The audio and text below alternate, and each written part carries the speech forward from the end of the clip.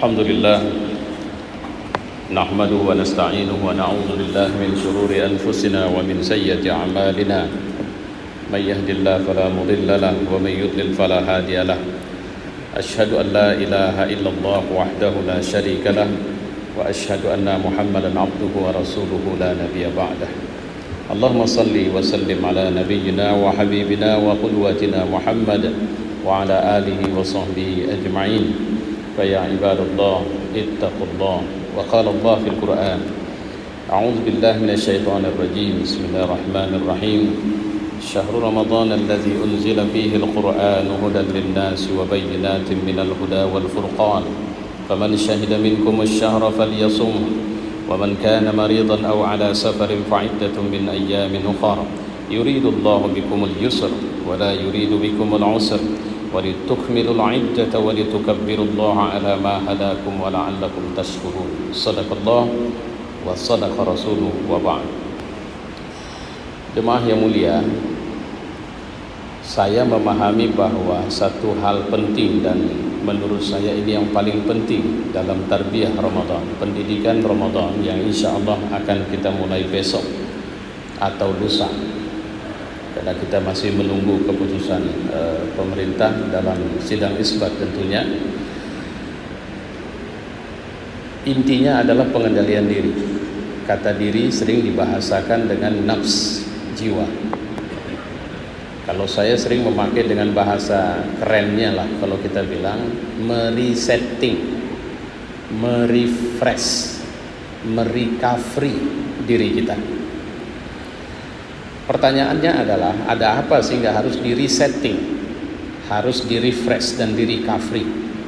Jawabannya, karena sejak kita mukallaf, ternyata kita seringkali tidak berdaya untuk tetap berada di orbit kehambaan kita di hadapan Allah Subhanahu wa taala. Padahal itulah orbit asli kita, yang jika kita menginginkan sukses dunia dan akhirat, kita harus terus berada di orbit itu. Karena seorang hamba yang total menghambakan diri kepada Allah sajalah yang sebenarnya bisa menjadi pemakmur dunia. Karena itu tugas kehambaan yang dibebankan Allah kepada orang-orang beriman secara khusus, sementara secara umum kepada seluruh manusia adalah tugas sebagai khalifah. Kata khalifah ini sebenarnya sering kita terjemahkan sebagai mandataris, sebagai wakil Tuhan dalam tanda petik. Tentu saja Allah tidak menginginkan kita saling menghancurkan, saling membenci, saling mengakukan diri, saling menganggap diri lebih dan sebagainya. Tapi faktanya itulah yang tengah terjadi di tengah-tengah kita. Belakangan di negeri kita, kalau kita ambil pelajaran dari fakta kekinian, kita mengalami fitnah yang sudah merangsek masuk ke jantung pusat pembinaan umat Islam.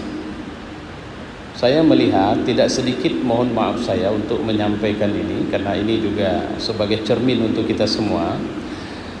Orang semakin soleh, semakin datang sok sucinya, merasa dia sajalah yang benar, merasa dia sajalah yang hebat, merasa dia sajalah yang ahlus sunnah wal jamaah, merasa dia sajalah yang diridhoi Allah dan macam-macam. Kenapa itu muncul? Jawabannya adalah karena ternyata tidak sedikit pengajian-pengajian yang seringkali mengajak kita untuk membangun tembok ketimbang bangun jembatan. Maksudnya apa? Supaya kita jangan terkontaminasi oleh orang-orang salah, marilah kita buat garis demarkasi antara kita dengan mereka. Karena kita di sini adalah orang-orang yang pengikut Ahlus Sunnah wal Jamaah, sementara mereka minimal sudah menyimpang dari Ahlus Sunnah wal Jamaah. Kira-kira begitu. Kita ini Ahlus Sunnah, mereka Ahlul Bid'ah. Kita ini Ahlus Sunnah, kemudian mereka itu adalah Ahlul Maksiat. Sehingga muncullah fikih-fikih bagaimana menghadapi Ahlul Bid'ah. Saya sampai menjumpai ada yang mengatakan tidak perlu menjawab salam kalau mereka mengucapkan salam, dan tidak perlu memulai mengucapkan salam kepada mereka. Dan saya tidak mengatakan sekedar membaca, tapi saya mengalami itu, karena mungkin saya dianggap sebagai Ahlul Bid'ah. Sehingga ada orang yang mengira bahwa dialah yang Ahlus Sunnah, sampai saya 2 kali mengucapkan salam dengan senyum dan keras. Tapi dia melihat saya, jangankan menjawab, tersenyum saja tidak. Dahsyat itu. Saya mohon maaf, saya tidak bisa terima adanya ustadz atau ulama atau tuan guru atau tuan syekh yang masih mencoba mengajarkan Islam dengan cara membelah-belah umat ini. Ini enggak saatnya. Dan tidak pernah saatnya. Saya mengira ini fenomena zaman kita, tapi ternyata saya membaca, ternyata dalam sejarah ada juga orang yang sampai bunuh-bunuhan cuma karena berbeda mazhab saja. Saling membakar masjid karena beda mazhab. Ya Allah. Di Indonesia ini begitu. Dikotomi, ada yang dilakukan secara sengaja, ada yang dilakukan secara tidak sadar. Jadi akhirnya semakin rajin kita mengaji, yang terbentuk bukan kesadaran sosial bahwa kita ini butuh kebersamaan. Kita butuh bersinergi, berkolaborasi dan macam-macam. Jamaah yang mulia, fitnah inilah yang kemudian saya bilang tadi harus kita resetting. Dan Ramadan ini ruang, karena tidak ada cara untuk bisa mendapatkan ridho dan surga Allah kecuali kita harus berada di orbit kehambaan, yang itu artinya kita berada di suasana fitrah. Output Ramadan adalah Idul Fitri. Output Ramadan, kata Nabi, kawaladathu ummuh, nanti kita akan balik seperti waktu kita lahir dari rahim ibu kita. Output Ramadan, ketulusan, keikhlasan, kejujuran, keinginan untuk tetap disertai dan menyertai bersama. Output Ramadan, kalau saya sering menerjemahkan dengan bahasa sederhana itu fitrah. Fitrah itu seperti seorang anak miskin dibawa oleh orang tuanya ke rumah orang kaya raya yang ada satu ruangan khusus untuk tempat permainan anak-anak, dan dia dibenarkan masuk ke situ. Wow, betapa bahagianya dia. Dia bermain, dan ketika orang tuanya mengatakan ayo kita pulang nak, maka dia mengatakan tidak, nanti. Sampai ketika orang tuanya memutuskan untuk pulang lebih dahulu dan akan dijemput dia nanti. Dan dia mengatakan, iya nggak apa-apa, pergi aja. 1 menit, 2 menit, 10 menit, setengah jam, 1 jam, dia mulai merasa tidak nyaman. Karena ternyata titik bahagia seorang anak itu ketika ada orang tua bersamanya. Dan dia tidak penting orang tua itu harus kaya, harus punya jabatan, enggak. Dan dia tidak pernah mau mengganti orang tuanya. Walaupun dia dibawa ke pinggir jalan dan kemudian dia meminta-minta bersama ibunya atau ayahnya, dia tetap bahagia. Dia tidak kehilangan kendali dirinya karena bersamanya ada orang tuanya. Seperti itulah kita seharusnya di depan dan di hadapan Allah. Silahkan mau jadi apa saja. Mau jadi pejabat, mau jadi gubernur, mau jadi presiden, mau jadi menteri, mau jadi kepala dinas, mau jadi kepala bagian, silahkan ambil itu semua. Harta itu ambil semua. Tapi seorang mukmin tidak akan merasa nyaman kalau dia tidak merasakan Tuhan menyertainya. Dia tidak akan nyaman. Dia akan sangat sedih dan dia tidak lagi merasa ada kesenangan di dalamnya ketika dia melihat Allah jauh darinya. Itulah kenapa dia akan mengambil apa saja dari dunia, tapi dia tidak mau kehilangan Allah setelah dia mendapatkan apa saja itu. Dia tidak mau barter dunia ini dengan kehilangan Allah. Dan Allah juga tidak mau kehilangan kita. Apa cirinya Allah tidak mau kehilangan kita? Insya Allah Ramadan ini. Harga surga itu mahal sekali, Pak. Tidak bisa kita beli dengan amal soleh kita. Allah yang ngasih surga itu bilang, udah gini aja lah. Ini mohon maaf, saya pakai bahasa awam ya. Nanti kalau Ramadan datang, kalian melakukan amal wajib, itu ku tingkatkan 40 tingkat dari pahala yang biasa. Jadi kalau boleh kita bilang, kita sholat berjamaah di bulan Ramadan, sholatnya saja kali 40, jamaahnya 27 kali 40. Nah kira-kira begitu. Sementara sholat sunat kalian akan kuhitung dengan pahala wajib. Lakukan apa saja amal sunat, itu pahalanya seperti pahala wajib. Sementara amal wajib kalian itu akan kuhitung 40 kali lipat. Dan semua Ramadan ini adalah ruangan di mana kalian boleh merajuk dan boleh meminta apa saja kepadaku. Karena aku maha pengabul. Aku maha mengabulkan doa dan permintaan kalian. Bahkan sampai yang menurut otak pikiran manusia itu tidak mungkin. Aku Tuhan semesta alam. Aku yang atur semesta ini. Apa yang tidak mungkin bisa kubuat jadi mungkin. Coba lihat Quran yang kalian baca itu. Ini mohon maaf saya pakai dengan bahasa ilustrasi ini. Di situ ada cerita tentang orang dibakar tidak mempan walaupun berhari-hari. Di situ ada cerita lautan yang tidak mungkin air itu berpisah dengan sendirinya. Aku buat dia berpisah dan jadi jalan. Di situ ada cerita tentang tongkat yang berubah jadi ular dan kemudian memakan ular-ular yang dibuat oleh tukang sihir Firaun. Di situ ada cerita tentang orang yang tidur sampai 300 tahun dan mereka tidak mengalami kerusakan tubuh. Dan itu sebenarnya ku kasih tahu sama kalian, ku biarkan ada dalam Quran itu supaya kalian tahu, aku yang bisa buat itu semua. Kalau otak kalian mengatakan bahwa api itu panas dan kalian harus tahu bahwa yang buat dia panas itu aku dan tidak sulit bagiku untuk membuat dia tidak panas dan tidak membakar selama kalian percaya kepadaku. Di Ramadan inilah sebenarnya ruang kita kemudian mengkaji apakah kita butuh Tuhan dalam hidup kita dan membuktikannya.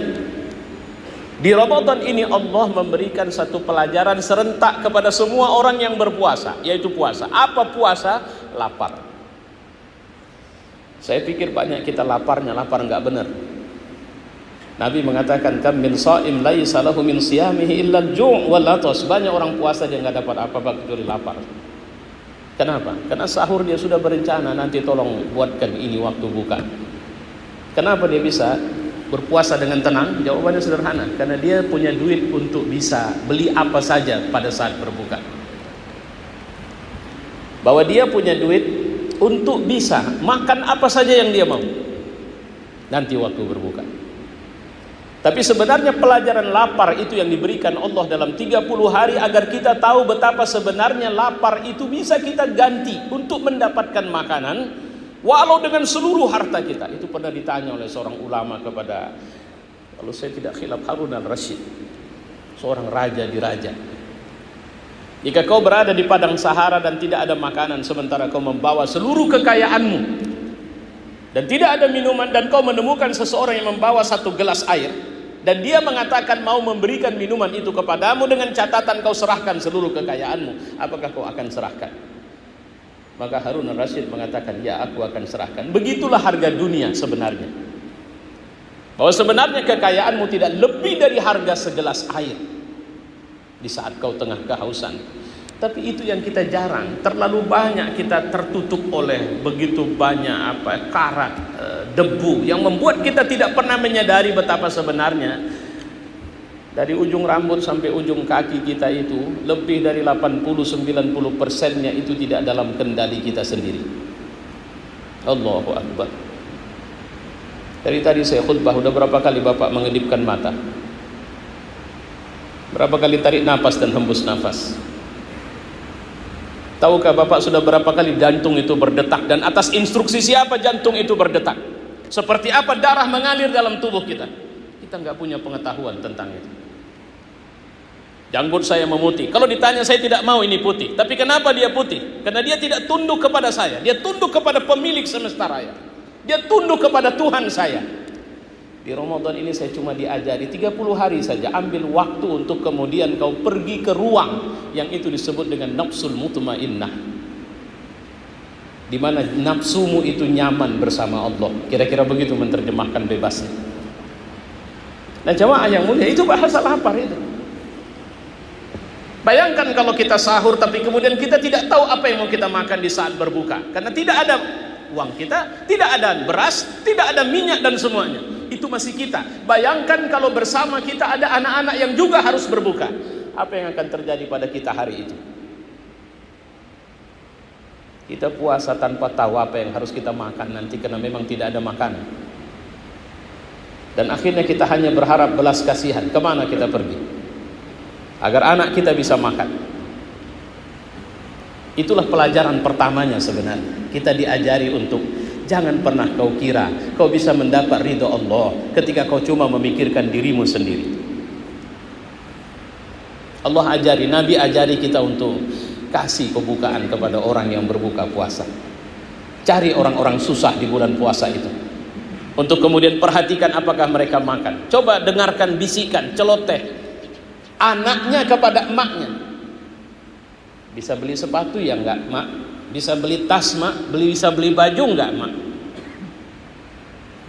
Luar biasa. Ramadan ini Allah latih kita untuk, Allah bilang, aku selama ini perhatian sama kalian. Maaf cakap, di saat kalian bermaksiat pun, saya ambil contoh seorang berzina, jantungnya tidak berhenti berdetak. Dia masih tarik napas, hembuskan napas, udara yang sama juga dihirup oleh orang soleh dalam masjid. Allah tidak beda-bedakan itu. Kalau begitu ya Tuhan, betapa buruknya perilakuku kepadamu pada bulan Ramadan ini. Maka minta ampunlah kepada Allah. Ramadan itu punya ikon, dia bulan maghfirah, dia bulan keampunan. Saya membaca hadis yang mengatakan awalnya adalah rahmat, tengahnya adalah maghfirah, ujungnya adalah idkum minan nar. Ini tidak tergolong hadis yang bisa dipegang sebagai hujjah. Kenapa? Seluruh waktu di bulan Ramadan itu rahmat, maghfirah, dan berpeluang kita dibebaskan dari api neraka Allah. Tak perlu membeda-bedakan itu. Nah, jemaah yang mulia, ini yang pertama harus kita pahami ini. Karena terus terang hari ini kita tergerus rasa sosial kita, dan kemudian itu tadi masih punya sikit sudah merasa tak butuh Tuhan dalam hidup. Ya, ketika ternyata faktanya itulah masalah kita, maka kita harus mengalami proses perubahan dari nafsul lawwamah, nafsu ammarah bisu, menuju nafsul mutmainnah dan nafsul mardiyah. Saya pikir masih ada waktu untuk hari ini, silahkan duduk tenang saja. Ambillah waktu tanpa ada orang lain yang bisa mengganggu kita, dan jujurlah kepada dirimu sendiri. Gak usah bicara sama orang lain, gak usah bicara sama istri. Mulailah menjawab pertanyaan yang kau tanya sendiri kepada dirimu. Apa pertanyaan pertama? Jika aku mati hari ini, apakah aku layak masuk surga atau masuk neraka? Menurutku sendiri. Dan jawab.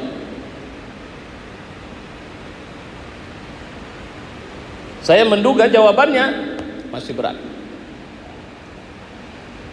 Yang paling banyak kayaknya masih masuk neraka. Baik, jangan takut. Tanya pertanyaan kedua. Kira-kira dosa apa menurutku sendiri yang pasti akan membawa aku masuk neraka? Tuliskan. Jawab sendiri. Kalau bisa terdengar oleh telingamu sendiri. Karena terus terang kita sekarang, jangankan kepada orang lain, kepada diri kita sendiri saja kita tidak berani jujur. Kita tidak pernah tahu seperti apa wajah kita pada cermin diri kita sendiri. Mohon maaf, saya ambil contoh satu. Dosa pertama yang bisa membuat aku masuk neraka adalah dosa harta haram yang kumakan. Ayo, pergilah ke rumahmu. Coba periksa isi rumahmu. Ada berapa persen di rumahmu kau simpan harta haram itu? Kau nikmati harta haram itu? Kau kumpulkan harta haram itu? Dan pertanyaan, kenapa masih kau ambil? Jawabannya sederhana. Karena dirimu masih menyukainya. Dan dirimu itu tidak tunduk kepada Allah. Dia masih menganggap kalau ini kau lepas, kau akan miskin, kau tidak akan hebat, kau tidak akan berdaya, dan macam-macam. Kalau jawabannya dosa zina, sama siapa? Karena orang berzina itu dua level, saya bilang. Satu berzina kepada perempuan tertentu, satu yang penting berzina asal perempuan saja, tak masalah.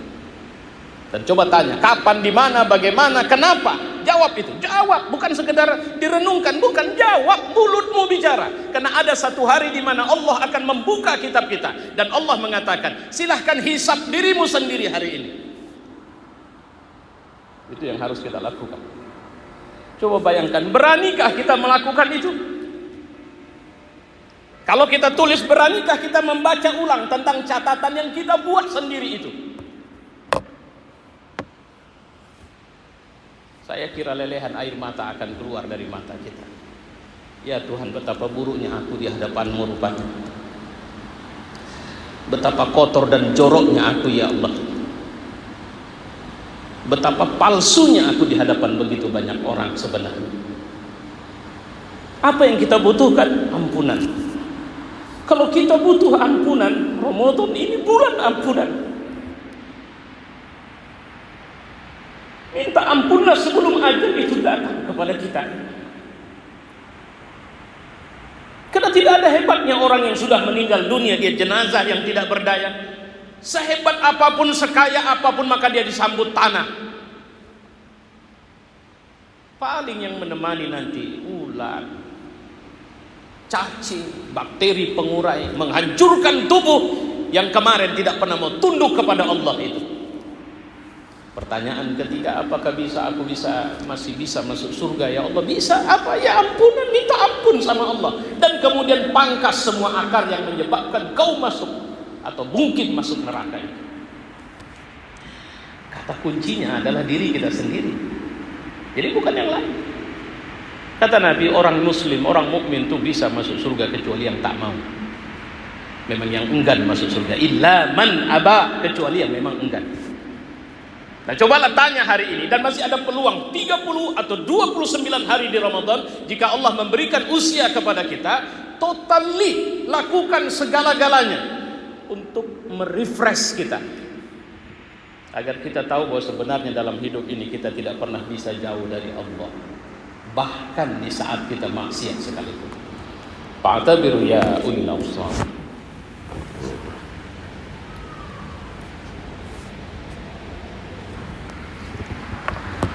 Alhamdulillah, nusalli wa sallimu ala nabiyyina wa habibina wa qudwatina Muhammad wa ala alihi wa sahbihi ajma'in. Fa ya ibadallah ittaqullaha wa fil Qur'an. A'udzu billahi minasyaitonir rajim.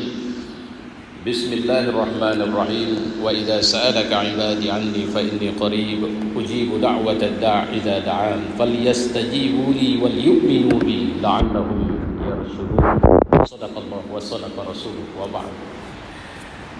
Saya mau ambil sedikit tambahan untuk khutbah ini, sehingga Ramadan ini betul-betul menjadi bulan kemesraan kita dengan Allah. Bulan kita bisa menatap anak istri kita di rumah satu hari minimal, mungkin 2 kali, pada waktu kita berbuka atau waktu kita sahur. Bulan di mana kita akhirnya tahu kelas keluarga kita adalah kelas keluarga yang sujud syukur kepada Allah atau tidak. Bulan yang tahu ketika kita menjalankan posisi dan fungsi hidup kita, apakah kita orang yang dekat atau jauh dari Allah.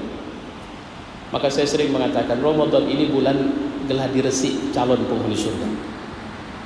Ramadan ini adalah bulan training untuk menjadi penghuni surga. Siasatnya cuma sederhana saja. Udah, nggak usah diajari panjang-panjang. Kira-kira menurutmu kalau kau bicara, bagaimana bicaranya penghuni surga itu?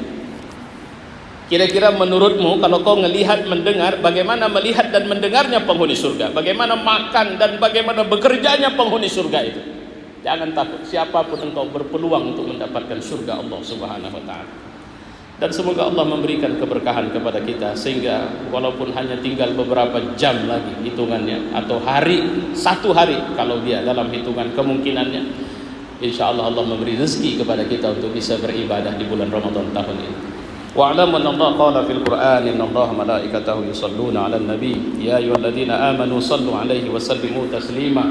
Allahumma salli wa sallim 'ala Muhammad wa 'ala ali Muhammad kama sallaita 'ala Ibrahim wa 'ala ali Ibrahim wa barik 'ala Muhammad wa 'ala ali Muhammad kama barakta 'ala Ibrahim wa 'ala ali Ibrahim fil 'alamin innaka Hamidum Majid. Allahumma ighfir lil mu'minina wal mu'minat والمسلمين والمسلمات الأحياء منهم والأموات ربنا آتنا في الدنيا حسنة وفي الآخرة حسنة وقنا عذاب النار عباد الله إن الله يأمر بالعدل والإحسان وإيتاء ذي القربى وينهى عن الفحشاء والمنكر والبغي يعظكم لعلكم تذكرون فاذكروا الله العظيم يذكركم واشكروه على نعمه يزدكم ولذكر الله أكبر.